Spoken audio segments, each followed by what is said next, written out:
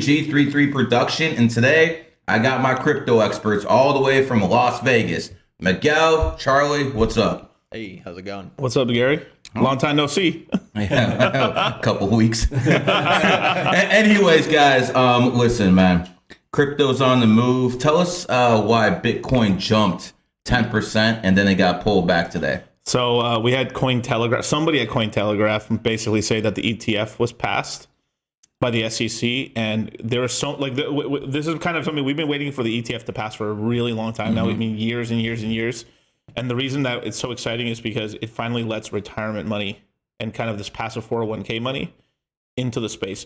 Doesn't mean that all of it jumps in. It just means that like people can start having a position in it. But because it's so much money, it's been this big pool of money that's been evading the crypto space for a long time now. It jumped 10% in 10 minutes, bro. 10 minutes, That's a lot of money, bro. Yeah. We're talking about billions at that point to move fucking something like that. Exactly. Yeah, and the crazy thing, and this is what's so important about like the limited supply of coins, or just like not like these large, because Bitcoin's mostly traded in like the spot market and stuff, even though there is like futures and there is like all these other kind of properties for Bitcoin. $1 doesn't equal $1, even though that doesn't make sense. But if you bought $1 billion of Bitcoin, it isn't like the market cap increases just $1 billion. It increases like exponentially more and stuff like that. So when you start having how much money would you need to move Bitcoin at this point in time? 10%. What are we talking about? 15 bill. Around what area? Yeah, in a short period of time, and then it would have to be bought off like specific exchanges and stuff when you run out their supply or something like that. Usually, so like Coinbase and Binance, Yeah. they had over 1 million Bitcoin on their exchange in the last bull market, right? That's how much they were holding. Now they have less than 500,000 Bitcoin.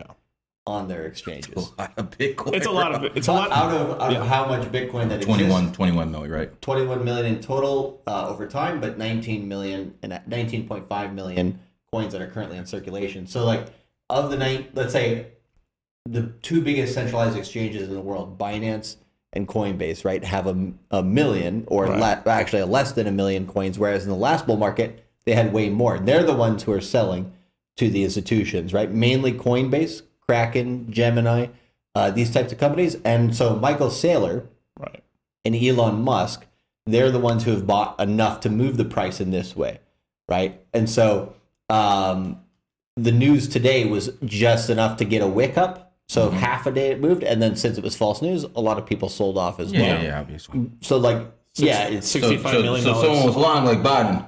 Sorry? Someone was lying like Biden. Oh, exactly. Cointelegraph. But they're under investigation now. Yeah. But the last the last time. So what prevents someone making up something, making sure the price goes up, then selling, having all that fucking money they just made? Yeah. What stops people from doing that? Nothing outside of just whoever has control of the account that they're tweeting from and stuff or reporting on and stuff. So what we were asking each other in the car on the way here, right, was Bloomberg reported this as well as Cointelegraph reported this. Right. So did they report it together in a manipulation attempt together, or is Cointelegraph just stupid? Is there any consequences for this whatsoever? No. Probably, maybe someone gets fired. Maybe. Wow. So one person gets fired. Basically, you're telling me these companies are just like women; they're unaccountable. Yeah, pretty much. Outstanding. $65 million of people's money was liquidated from this move. Yeah. So that's a whole lot of cheddar, you guys. But that being said, so if it was both Cointelegraph and Bloomberg, right, they would want to pump the price. Right. Or sorry, they would want to pump the price in order to sell because they think the price is going to dump. That's if they're smart. If they're dumb, which somebody at Cointelegraph could just be an idiot, right? And they want to make money for themselves, right? But it's not like a huge coordinated move. They could be like, hey, we're going to say this, and then when it comes back down to the price where it started, we'll buy it back again. We'll make a VIG here. So I would lean more towards that, where it's like just a smaller group of people. How many people in the crypto space have power like that they can move something with false news 10%? So the news organizations, there's not that many, right? There's Cointelegraph, and then there's CoinDesk. Yeah. And that's pretty much it. And so those two, they can push news any way they want. And then enough people that have legitimacy will take it on and tweet it out right away because they want to be the first. And they don't go and double check those sources because they assume those sources will be correct. But they're kind of run like what do you call it? Junior news organizations. Right. You know, they're not as professional as like a Bloomberg. Okay. Let me say two things. Number one, about Kick. This has been my first pod on Kick since I announced that I think Kick is going back in time. They passed new rules, new guidelines. They're basically a Twitch 2.0 now. You can pretty much get suspended for anything. So again, if I can't say certain words on this platform, F you, Eddie, I don't give a fuck. Okay, so you want to get rid of me, I don't give a fuck. Okay, I'll just go straight to Rumble. All right, and the problem with Rumble is the Tates don't like me. So I you know what? I don't care because at the end of the day, this isn't my forte. My forte is getting billions of views on IG and TikTok and all the other shit. So I don't give a fuck, Eddie. Okay. Now that I mentioned that, now I got some serious questions for you. Since the start of Bitcoin, there have been some wallets that had 500 million Bitcoins in them, 250,000, and they've never moved. Nothing has ever moved out those wallets. Tell me who has patience like that besides the federal government. People who don't want to get arrested by the federal government. or thrown in political prisons, you know. Or they're dead. Or they're dead. Or Okay, they're dead. so okay, they're dead, whatever. Let's be more realistic. Okay. There's accounts with a lot of Bitcoins that from day one have never moved one coin. What is your explanation, guys? So the earliest money is all Satoshi Nakamoto, right? And If he even exists. if it exists, yeah. I mean, Or there's a group of people. It's a group. He's kind of like Jesus now for Bitcoiners, right? Correct. Yes. That is actually correct. Yeah. Yeah, like this is the thing about crypto. Some people won't agree with this, but they're wrong. But it's like crypto's, it's true. They're fucking wrong. Crypto is basically a stock mixed in with the sports team with a religion, and this is kind of the beautiful thing about it is like like when you're in a sports team, right? Your sports team wins, fuck yeah, they won, and that's it, right? With this, your sports team wins, you make a lot of money.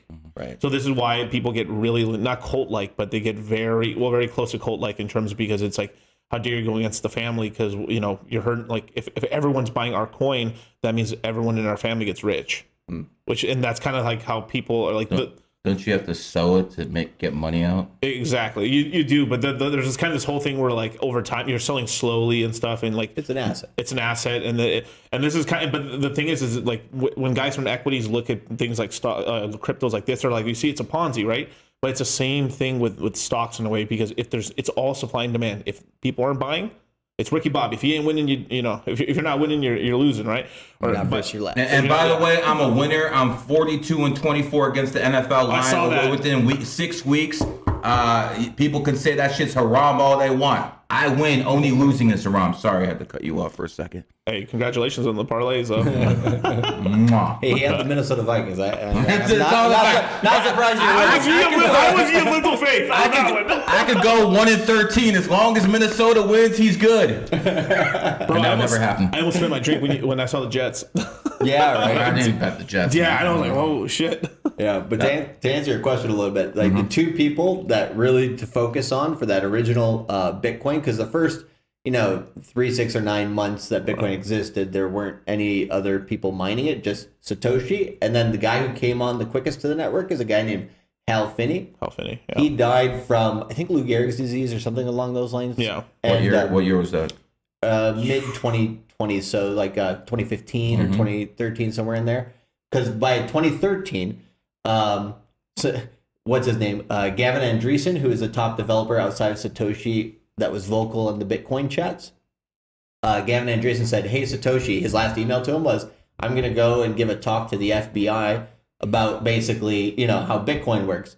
Satoshi was never seen again, right? And so my theory on this Let's hear this. is that Satoshi is a group of people. Right. One of those people is a guy named Adam Back. Right. Right. He's a guy in Britain, and the first, basically he's the guy who created proof of work, which is the algorithm behind Bitcoin for its mining. Right. And then a guy named Nick Szabo, who lives here in Florida.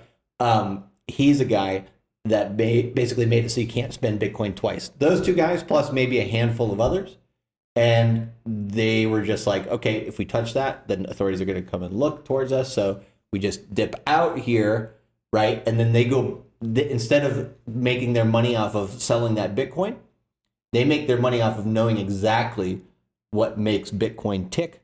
And they go and build. So Nick Szabo, he's a little bit more quiet.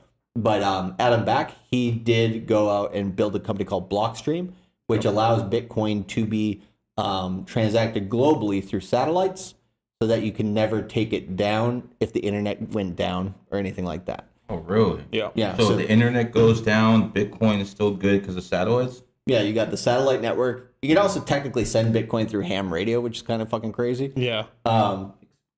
Excuse me? Ham radio? Yeah. Yeah. The fuck is that? Ham radio is basically an old way that people used to communicate during like World War II and stuff like this. How do you send Bitcoin through a radio? I mean, this is something I haven't heard before.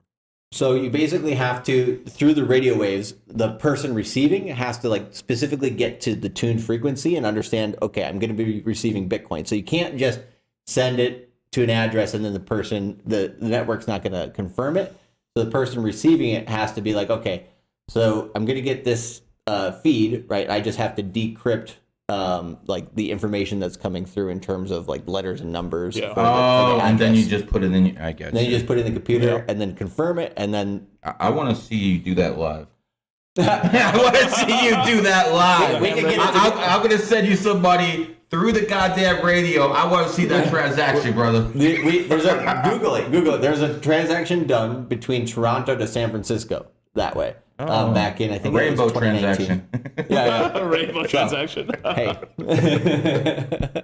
Maybe for goods and services. Right. But I did like your tweet earlier today. It says, "Buy ETH, don't ask me questions, brokey." Yeah. You're not wrong. That's I mean, 100%. I've always liked Ethereum. I still think Ethereum at some point is going to overtake Bitcoin. Yeah. You guys are big on Ethereum.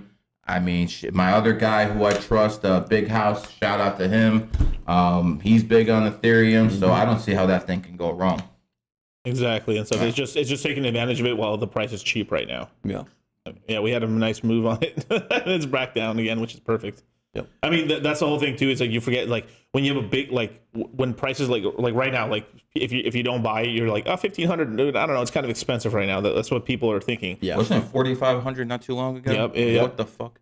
So that's what I'm saying. It's like in a moment, it could be $3,000, and it won't go back to 1,500 ever. Yeah. What I You don't would say. think it'll ever go back to 15? That's a strong statement. That's what's trying. It's very well. Let's see, Go back to what price? to $1,500. where it's at now? Give a percentage, because I think that's the best way to do it instead of saying indefinitely. Indefinitely, yeah. Like more like so. If we look at Ethereum, right, it topped out at $4,800, and it went down as low, depending on exchanges and stuff. It went as low maybe as like $780, $800, right? So it went from $4,800 down to, let's just call it $800. So on this next run, if we get a higher price, like let's just say, even if we have a very bad all-time high of $8,000, maybe we end up getting $12,000 or $14,000. That means the price will only go down so low. So we're talking about maybe it might just go as low as maybe like $2,200, maybe $2,500. Give me a percentage. Let's start with you, Charlie. Of what percentage do you believe that Ethereum will 100% be 10,000 within so many years? Ethereum. So I'll give the time, right? So I'll give it until the end of 2025. If it's going to hit within the next couple of years, that would be the latest it would do that, right? So end of 2025, likelihood of Ethereum hitting $10,000, I would say is like, for my analysis and my information, my opinion is 90 to 95%. Yeah. And you? The only thing that hesitates me from going that high is maybe just geopolitics or just some Yeah. black swan event. Something Right. bad happens, right? Yeah, because the only reason why I'm putting it that high is because of the Bitcoin spot ETF. Yeah. Is now virtually guaranteed to go through. That's going to bring trillions of dollars into the market. So that alone will pump Ethereum as well. Correct. But then Ethereum just got a futures ETF. If Bitcoin got a spot ETF, I think within 2 years, it's very likely Ethereum could get a big spot ETF as well. For Ethereum. Yeah. If that happens towards the end of the bull market, let's say early to mid 2025, holy shit, bro, the price will get. Do you want to hear where the price could go if that happens? Let's hear it. $25,000, $27,000. Nah, you're making people wet. That's with the Ethereum ETF. Yeah, if it passes. I have like a worst case scenario in terms of like the prices have really been suppressed. Better than a good, better, best. So my worst case scenario is like $8,000 Ethereum, right? This cycle by the end of 2025. You're saying 100% it gets to 8,000. 99.9%. Yeah, I'm with you on that one too. Okay. Yeah, and then 10,000 to 12,000, right? That would be my good level. Yeah. My better level, which would be like, okay, this is with the spot Ethereum ETF, 18 to 20,000, basically the same level that Bitcoin went to at the end of 2017. Yep, I remember that. And that's a big psychological level right there. Yeah, psychologically, I think people would sell there. But if we go real fucking crazy and Bitcoin gets to like $170,000 or more, which I don't think is going to happen, but if it did, right, and then you got some other craziness in terms of like the general market is just up and they're printing a lot of money, then that $22,000 to $27,000 mark is technically possible, but it's the best, scenario case. Okay. Let me ask you this. Let's go devil's advocate. Okay. What would have to happen for Ethereum and Bitcoin just to completely flatten out? There's a lot of things that could happen, actually.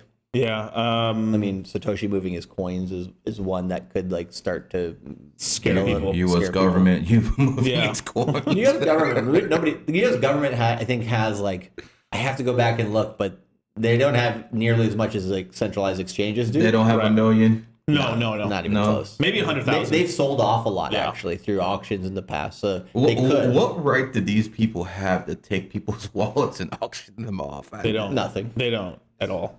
It's fucking Just crazy. last time I talked to you guys, we talked about the top 10 cryptos, and you basically told me 3 of the top 10, USDC and a couple others. I believe what was it, Solana and another one. If the government wants you shut down, they will shut you the fuck down. They'll shut you down. What are those 3? In terms of USDC, Solana, Solana, and what's the other one? Tether? Well, yeah, Tether could be shut down through Bitfinex. Okay, so 3 of the top 10 cryptos, the government can shut you down for whatever they want. Yeah, 2 are stable coins. Yeah. One's a cryptocurrency. Right. And Solana is probably the weakest centralized cryptocurrency, but its price is going to go up because of VC money. It's just so much quicker than Ethereum. Well, right, because it's off of one centralized exchange in Germany, or like one centralized server. So Right, in Germany, yeah, you just throw like a ton of bricks at it and it goes down. You know what I mean? Yeah, Germans lost 2 wars. I still have to figure out how to explain to my kid how they lost 2 wars, but they're still running the EU. It's very interesting how that works, man. Yeah. All right. I'm here for the French slander. Well, we know none of us want to be in France, that's for sure. That's right. I think one of the funniest things I ever heard was they after Nazis invaded France, they said the French troops should have joined the Olympic Games because they were running so fucking fast from the I believe that shit. And I see nothing's changed. Nothing's actually changed. Guys, let me ask you a few more questions. Sure. What do you believe is the best privacy coin? Monroe's. I'm a big believer in Zcash. Right. What do you believe is the best privacy coin? Because let's be honest, we don't live in fucking China. Right. I don't feel comfortable with people going up, looking at my Bitcoin address and seeing everything I spent money on, Right. who I sent. This isn't fucking China. Yep. So at some point, Americans are going to get sick of that shit too, at least in my assessment. What privacy coins do you recommend? Because that's going to be a big deal, at least in my opinion. I mean, there's really only 2 competitors: Zcash and Monero. Yep. That's it. There's no third one? I thought there was a third one. There are, but they suck. They kind of suck. There's secret network and stuff. They're a good privacy network. Pirate chain. Yeah, R and stuff like that. There is one that I'm hopeful for, but it's not going to be 100% privacy. But at least like Litecoin has Mimblewimble, and we'll update that. So it means like if you download a Mimblewimble wallet for Litecoin, you'll be able to pay people in Litecoin, and they can't tell your transactions. Okay. But on exchanges, the exchanges could. So Gotcha. There's a backdoor. There's a backdoor, but it does allow you to like pay people without transcripts. That's kind of the fucked up thing is like I mean, you're paying employees, your employees, you don't want your employee to see how much money you have in your bank account. I mean, it's kind of crazy. Oh, you got that much money? I don't think I should cut your salary. You're making too much. Some deal like that. So when I look at Monroe, I basically did some studying, and they basically, when they send money, they send like basically 10 signals, and one of them's correct, and the other ones are dummies. So that basically means you have a 10% chance of getting the right signal. So I don't really see it as that privacy, because any good hacker or any good, government agency could figure out what's going on. Now, Zcash, here's the interesting thing. So Zuko is the guy who created Zcash, and I've been shilling Zcash for a while. The guy blocked me.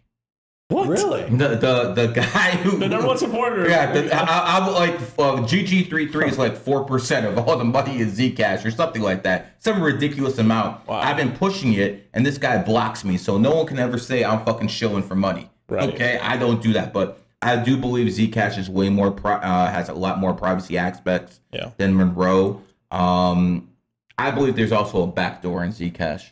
Yeah. They say the same thing from Monero. What do you think? It's very possible. I think there's a backdoor in both of them. To tell you the truth. And I think Stanford, with the university, created Monero. I think there's a big. Oh, liberals created. Oh, there's a backdoor. Yeah, I think they did it. There's a backdoor. I think they did it as an experiment. And then experiment. Yeah, and then they rolled it out to the big one on Monero was basically saying that there was like a secret inflation that you can't really tell what the actual max supply is, but it looks like some of Monero coins are being printed and deposited into a different. You can't really. They're just like their speculation is basically that there is a bit of like secret printing, not a lot, but just a little. Yep. Because I remember when Monero wasn't that high in price, that a lot of the guys who were the big Monero dudes all were rocking like not Herman Millers. What do you call those? Richard Mills. We're like we're like rocking Richard Mills and all this other. Because like I saw these I saw streams with like all these founders, and then certain Monero guys were just like iced the fuck out. And I know the coin didn't really perform well until like really deep into 2017. So it sounds like Zcash is a superior coin based on what you're saying. Off of that, but the thing is, these things are almost used now like as utilities. Yeah. Like I hope because a lot of great technology came out of Zcash. It definitely did, But the thing is like I think there should be like updates and like burning. They have to add some extra tokenomics or buy and burns or something to the token to improve tokenomics, as well as like the one problem with like a lot of the privacy coins is they're not focusing just on price. I mean, recently you had one of their larger whales like completely capitulate, said I'm selling everything, and he even sold his Zcash parachute. Really? Yeah, like I'll try to find it and stuff. I'll retweet it later on Twitter. But basically, yeah, it's we're close to capitulation on some things, but I am hopeful that he's able to turn it around because the tech's good. The tech is good. Before I forget, how do people find you on Twitter and on IG? I'm assuming those are the two platforms you use. Dollar Cost Crypto on Instagram, YouTube, Twitter, everything. Yeah. And you? Cultivate Crypto on everything as well, mainly YouTube, Twitter. Okay, YouTube. That's right. We do YouTube too. I keep forgetting about that. Can I mention something in the chat? Go ahead. All right. So we got a guy named No Eggs in Sandwiches, which I highly disagree with that to begin with.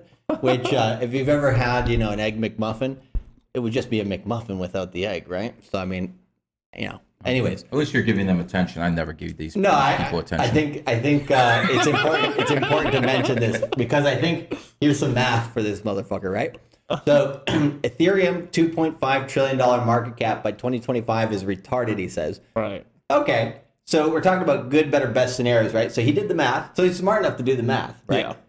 Which is that would be the market cap of Ethereum, let's say around $25,000 Ethereum. Correct. Right? But think about this. If we go to a $10 trillion market cap, gold is right now at a $12 trillion market cap. Basically, the entire crypto space going from about $1 trillion market cap to a $10 trillion market cap, that is the best case scenario. Right? If we get anywhere near a $10 trillion market cap at the bull market, you will want to sell. So if you look at fib levels and different things on Bitcoin, it's highly likely that if we did extend up, we would go to about $9.5 trillion market cap. So we would just barely miss that. Right. But how much percent of the whole crypto market right now, of the $1 to $1.2 trillion market cap that we have right now, how much of that is Bitcoin? About 48 to 50%. Yeah. How much of that is Ethereum? About 18%. So Ethereum being a quarter of the market cap in the best case scenario of a $10 trillion market cap is not retarded. Right. It's extremely logical based on current information. So I'll just say that. What's his market cap right now? I'd have to look, but basically it is 18% of about 1.1 trillion. Yeah, the market So cap right now is 191 billion. 90, Yeah, and Bitcoin's, whenever we get into a bull market, Bitcoin's, That's nothing. It's nothing. I know. You want, And again, people are saying Brandon. like, "Whoa, that's $1 billion." Listen, I'll never have that type of money. But as individuals, that's a lot of money. For a collective, It's not a that's lot. not that much, guys. I mean, there's still plebs out here who think $1 million is a lot of money. Right. I got a room for you. You can't fucking rent this place here for a fucking bill. Okay, so what I'm basically trying to tell you is when you look at all these numbers, you're like, oh, wow. Let me tell you something.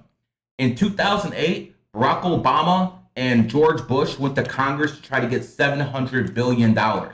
And they had to fight like hell Right. to get $700 billion. That was 15 years ago. We've given more to fucking Ukraine already. Yeah. So this is what I'm trying to tell you. This inflation is going through the roof. Yep. So you better add a couple zeros to what you fucking think is real money. Because Yeah. I don't think $1 million is a lot of money. I don't think $10 million is a lot of money. Unless you got like 50 to 100 as an individual, you're not really a fucking real baller.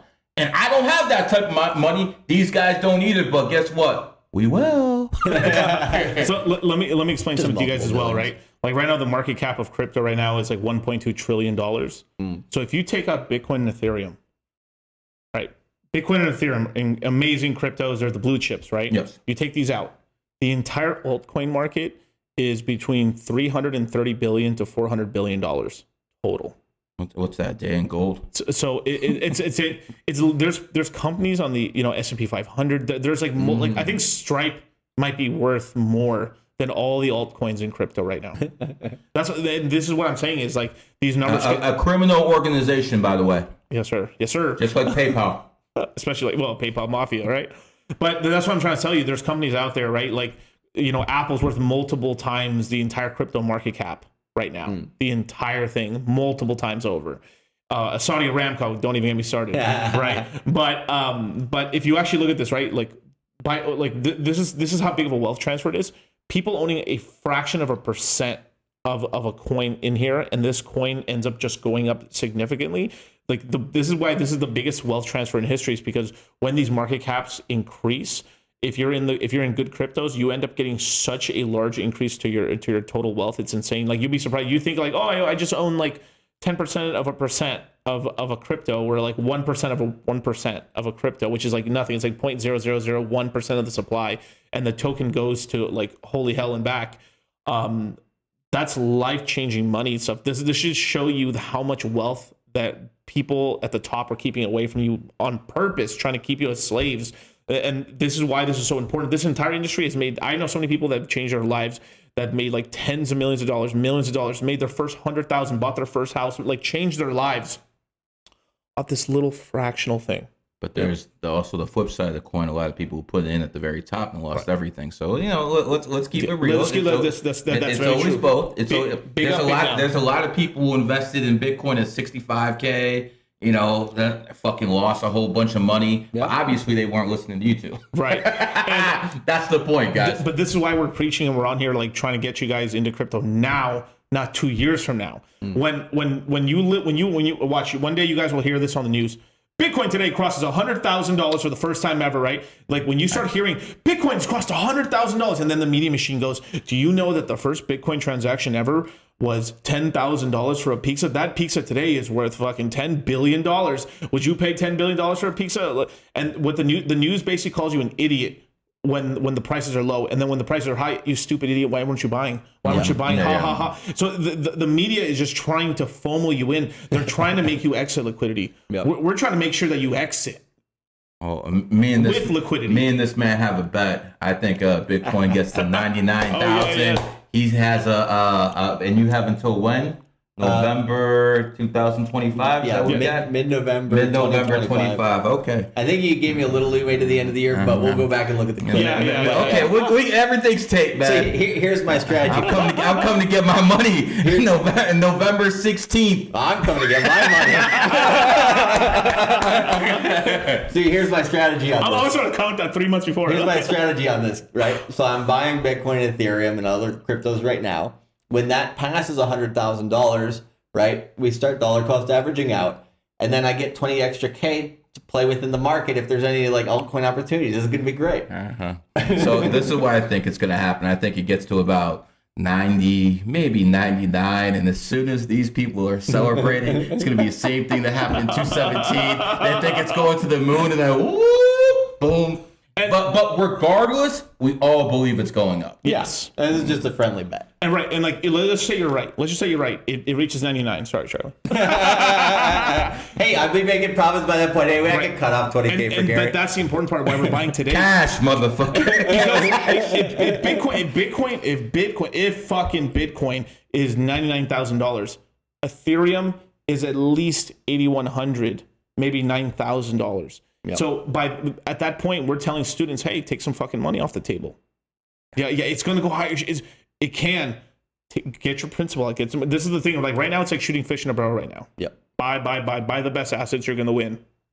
As time goes on, it starts becoming, or let's get into the new projects. Or like it becomes like, especially 2 years from now, it becomes more of a game of hot potato. Really. And it's a very hot potato because the money's being made fast. So like the for sure money's being made now. The more speculative kind of gambling is going to happen in a year and some change from it. Yes. Chat room, it is true. Michelle Obama is now plus 700 when she was plus 2,500 when I said what I said on your show that she will be the Democratic nominee. So the odds are coming down. So obviously the bookies see the exact same thing I saw, but I saw it way sooner. Guys, I know you guys have a flight, but I have one more real question. Since cryptocurrency has basically invaded, humanity, and it's a part of the financial system now, we've never had a major war. Right. Mm-hmm. We've never once had a major war while crypto has been basically alive. Yes. If the Israel-Palestinian conflict gets out of hand, Lebanon, Hezbollah attacks Israel from Lebanon, then they might go in there. Syria might get in the war. The United States might get in the war. They already have aircraft carrier over there. Iran might jump in. This might be a domino effect, just like World War I. My question is, obviously, no one knows 100% what could happen because there's no examples to go off.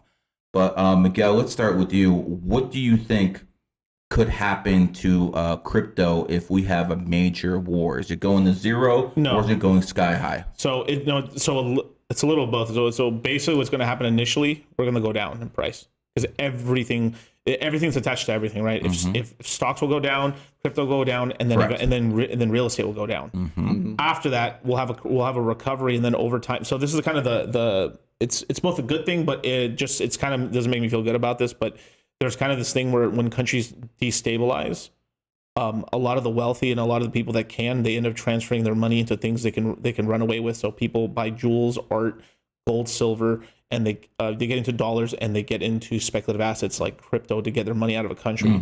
So what's going to happen is if countries are destabilizing, more and more money is going to start getting flooded into the crypto space because it's a way to move money around.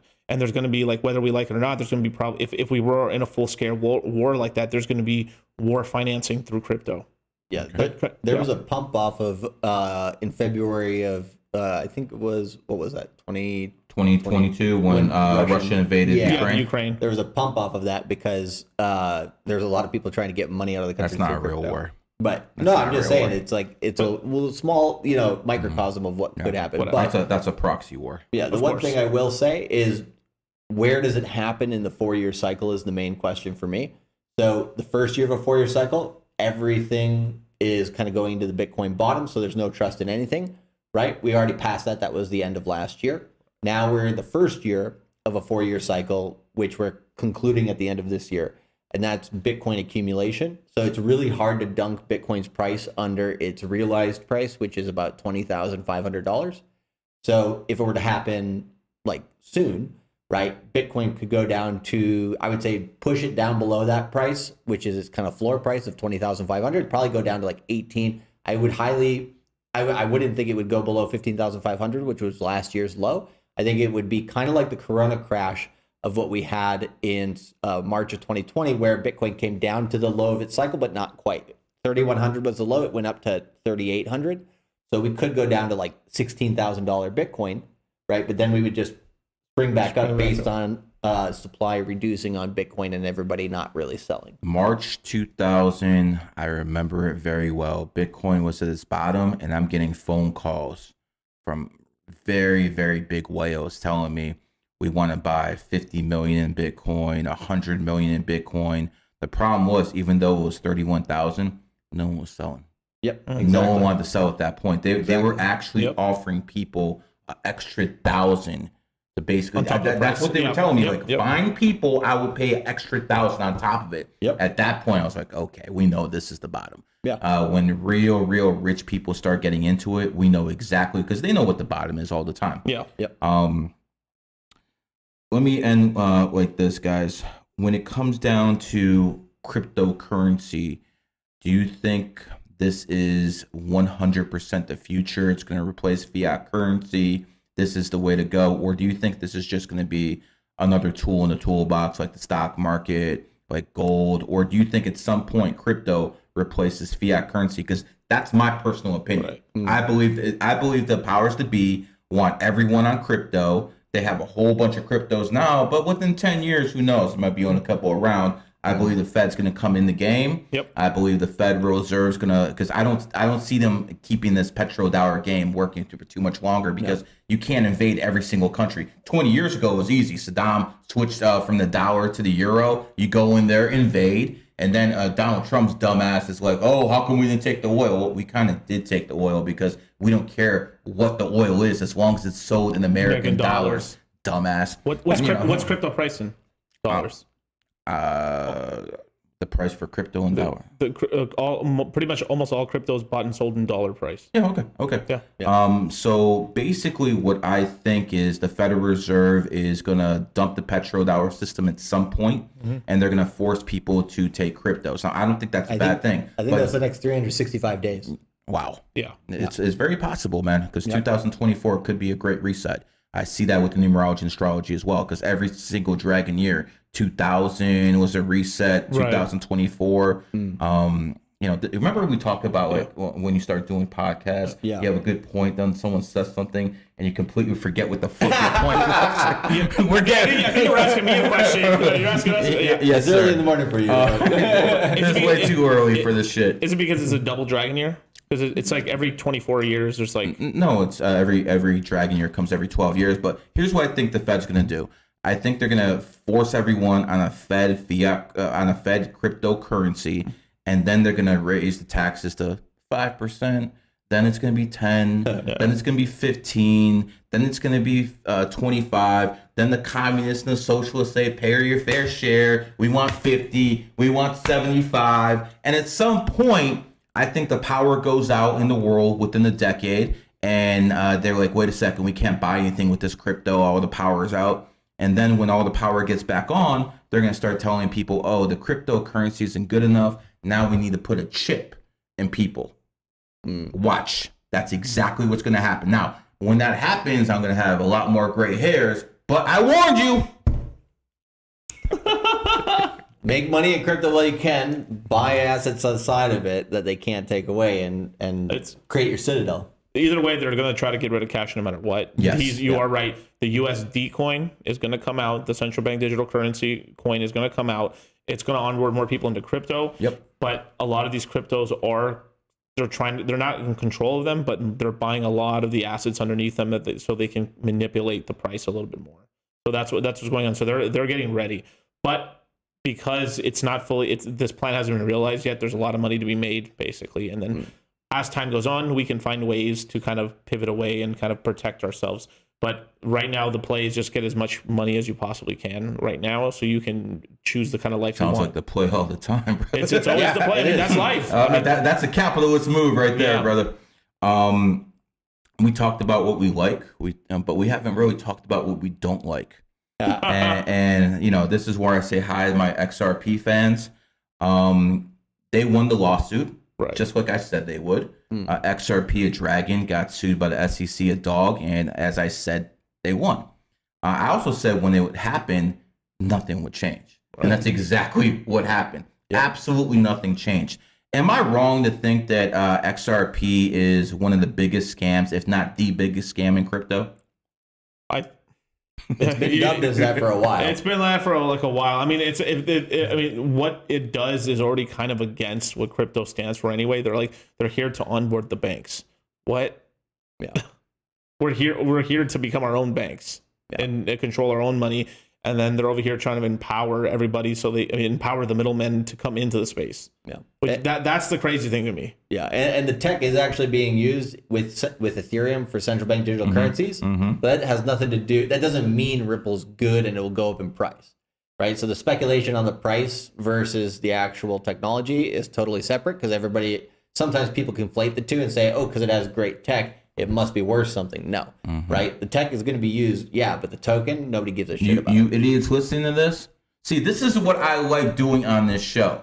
Right. I'm a numerology expert. I don't need anyone's help with that subject. When I talk about holistic medicine, the Hutes in here are paid because they are experts at the subject. These guys live and breathe, and just, like, I'm hanging out with these guys. And I'm like, shut the fuck up about crypto. I want to hear this shit. But here, that's exactly what we're supposed to hear. XRP, basically another fuck you to you guys. I think you guys are the biggest idiots in the crypto space. You guys are being used like a prostitute. And pretty soon you're going to find out. I mean, you got to be a moron at this point to say XRP is going to do something. It was like $1.80. And now it's what 50 cents, and people keep telling me it's going to go up to 10,000 a coin or some bullshit like that. You must be out your fucking rabbit ass mind, man. Some garbage, man. You know, like I always told people, I thought the Bitcoiners were bad until I ran into the XRP people. You people are out your fucking mind, man. Just crazy. Like their whole identity is about this cryptocurrency. Go out there and get some sex. Find a woman. Touch grass. Touch grass. There you go. This is why I said it's a religion. It's literally a religion mixed with a stock with a sports team. That's what it is. Yep. Like it becomes like that's their whole life. And the one that I feel bad for some of these people and stuff like. But hey, the thing is, I think it still can make some money here and there. A fool and the money will always part ways. Yeah. Yep. But this is why like I love crypto so much. But it the one thing it does is it gives people hope, because a lot of these people have been like hopeless that like a lot of these guys have like we're just going to be like wages or never actually own a business or never do anything that like to really like escape the matrix, basically, whatever, LOL. But with crypto, they finally for the first time in life see like, wow, if I hold these assets and they go up to this crazy price, dude, I can escape. And it's giving a lot of people hope, and they're falling false into hope. False hope. Nothing is more dangerous in the world than false hope. Nothing.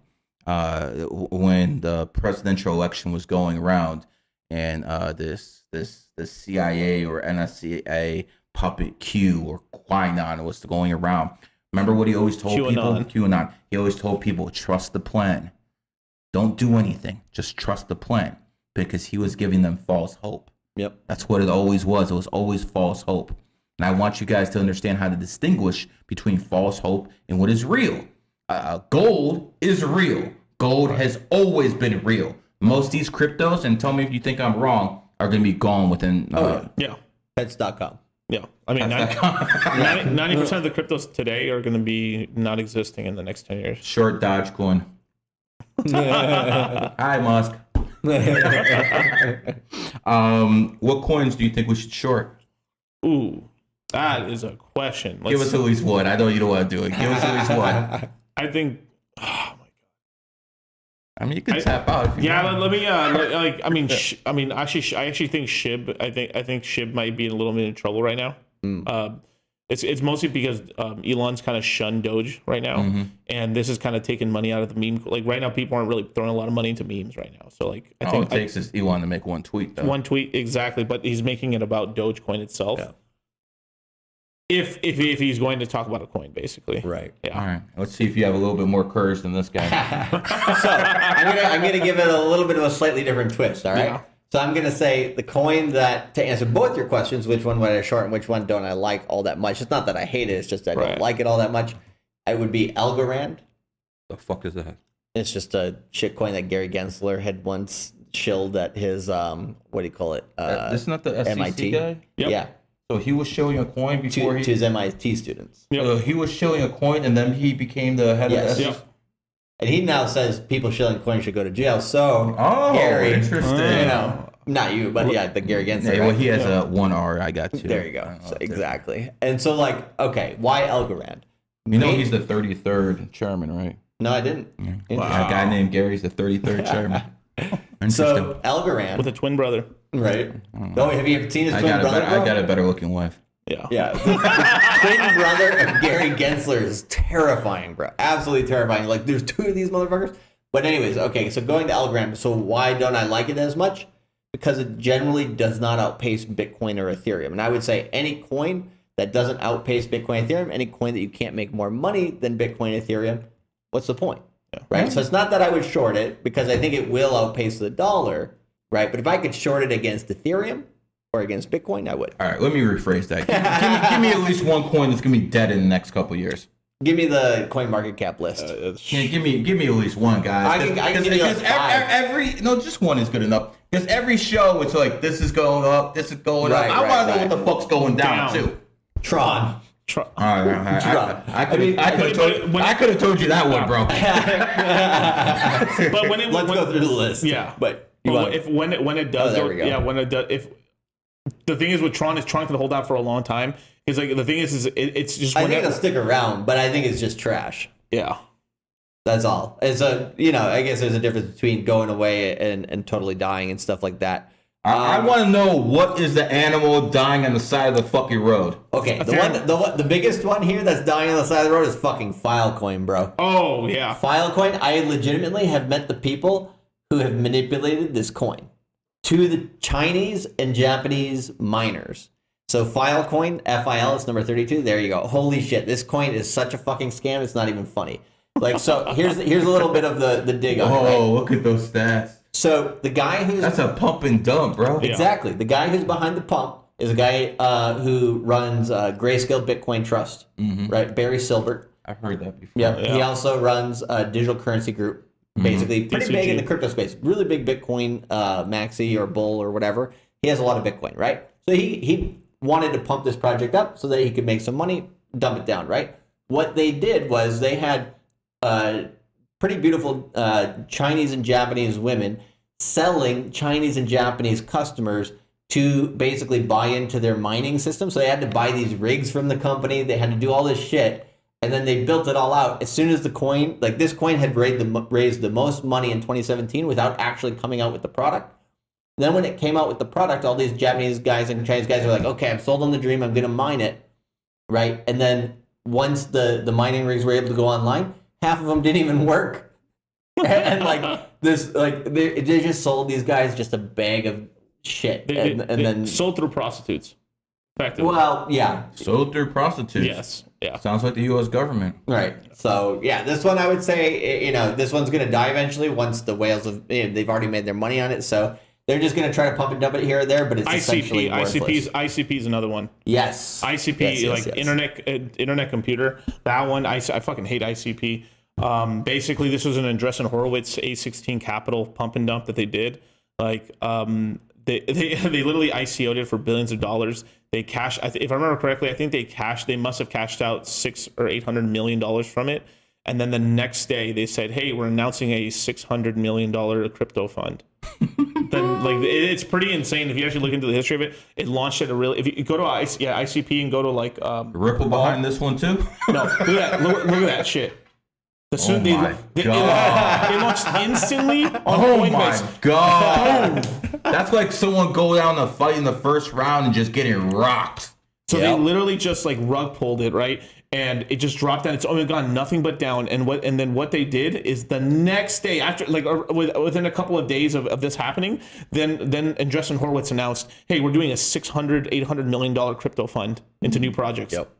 These people must just look at these guys as sheep. Yep. Yeah. Just Yep. straight sheep. Slaughtered. Dude, I've that's talked to straight people death. who've lost tens of millions in crypto.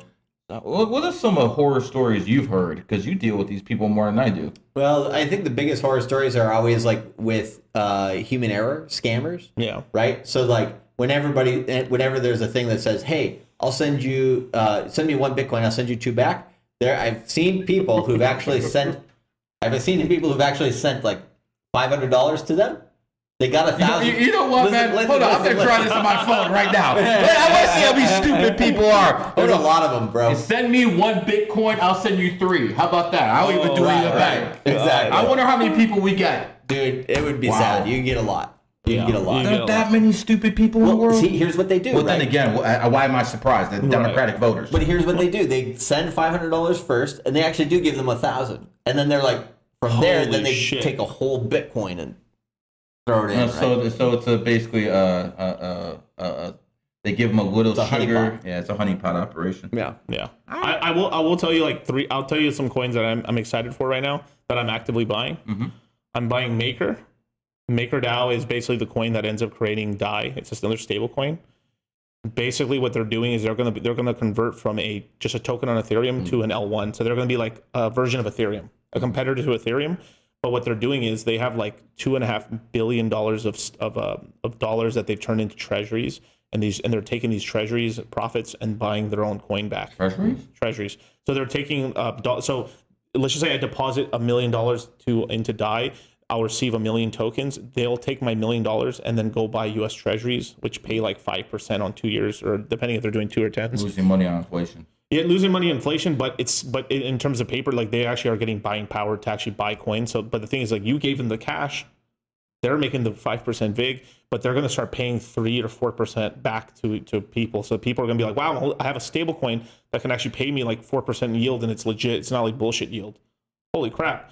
And then so I expect like the whole stablecoin market is going to start growing pretty exponentially, because as soon as Maker starts doing this, USDC, because USDC and Tether have been basically like, I think half their balance sheets is treasuries, so they've been like stacking cash. Like if you buy a 2-year bond, right? You put $1 million down, you get $52,000 $52,000 a year for every million that you have in there.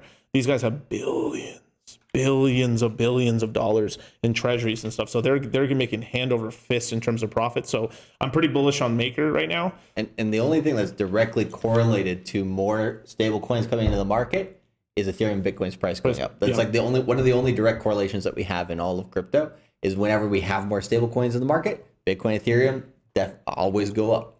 So like if that's the case, market's going to be doing pretty well. Market's going to be doing really well. So that's one coin that I'm starting to buy right now. Obviously, I'm really bullish on I'm very bullish on the Pulse Chain ecosystem, Hex, Pulse Chain, PulseX, and maybe what's called a Fame and Famous and stuff like that. But the one thing with that ecosystem is I am sort of doing like a bet, and here's the bet: is that on the 28th, Richard Hart, which is the founder of that whole ecosystem, we're going to see what's going to happen with his lawsuit. And why the 28th? That's when that's when it's what at. the lawsuit is, Yeah, November 28th. And so I'm really deep in that ecosystem and stuff. Like if you want to wait until after the 20th, perfectly okay, just to see where things are going. But I'm willing November 28th November 28th this year. And then I think by January, the rest of the crypto market's moving. He's in trouble. He's in trouble. We'll see. We'll definitely see. Interesting. He's in trouble based off the numerology. He's in trouble. Interesting. We'll keep it at that. Anyways, guys, I know you guys got a flight to catch. Any last words before you want to get out? Follow us on Dollar Cost Crypto and Cultivate Crypto on YouTube and elsewhere. I just want to say I've been in this space for almost 10 years. Crypto. I know various crypto personalities. I've been asked to pump up coins. I've been asked to basically shill coins. I've been offered money, all sorts. These are only 2 guys I ever recommended. So it is what it is, guys. This has been a GG33 production. I'm out. Peace.